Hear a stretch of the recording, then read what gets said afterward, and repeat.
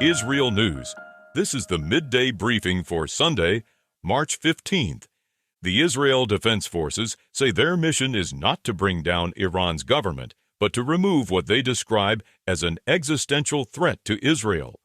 IDF spokesperson Brigadier General Effie Defrin said the military has no formal objective of regime change, while adding that continued strikes are weakening state institutions and military capacity. This comes as Israel signals that its campaign remains focused on missile, command, and nuclear-related targets.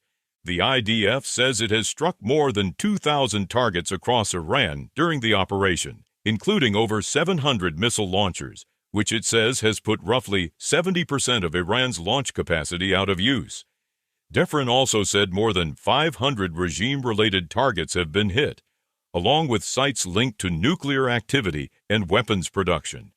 The development follows days of sustained operations in coordination with the United States. Israeli officials say they do not know the current status of Mojtaba Khamenei, who has been identified by Iranian authorities as successor to his father after the reported killing of Ali Khamenei. Defrin said Israel has neither seen nor heard from him. This occurs as questions continue over command structure and continuity inside Iran's leadership.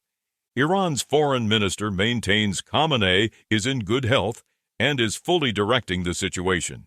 He also said Tehran welcomes any initiative that would lead to a complete end to the war, and that diplomatic contacts are continuing with Qatar, Saudi Arabia, Oman, and other neighboring states.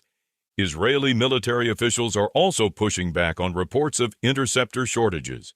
Military sources say there is currently no shortage and that planning has assumed a prolonged war. This comes as Iran and Hezbollah increase fire toward Israeli territory. In northern Israel, Hezbollah has intensified rocket fire toward the Galilee, with barrages reported toward Kiryat Shmona, Meron, and the lower Galilee. This takes place during a wider escalation that now includes continued Iranian launches toward central Israel.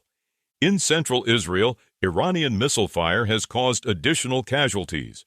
Reports indicate 3 people were lightly wounded in Tel Aviv and Ramat Gan, and 1 person was moderately wounded in Bnei Brak. Authorities are responding as repeated launches continue to target populated areas. Israeli officials told foreign media they are preparing for at least 3 more weeks of military operations, with what they describe as thousands of remaining targets inside Iran. This reflects planning for an extended campaign through at least the Passover period. Regional spillover is also widening. Iraqi media outlets aligned with pro-Iran militias report attacks on the U.S. Victoria base in Baghdad, and other reports say a headquarters linked to the Popular Mobilization Forces was struck in Kirkuk. This occurs as militia activity expands alongside the Israel-Iran confrontation. Kuwait's defense ministry says its air defense systems detected 14 drones entering the country's airspace over the last 24 hours. Officials say 8 were destroyed, 3 soldiers were lightly wounded by debris, and 3 drones struck Kuwait International Airport, damaging part of the radar system. This comes as Gulf states face continued drone and missile threats.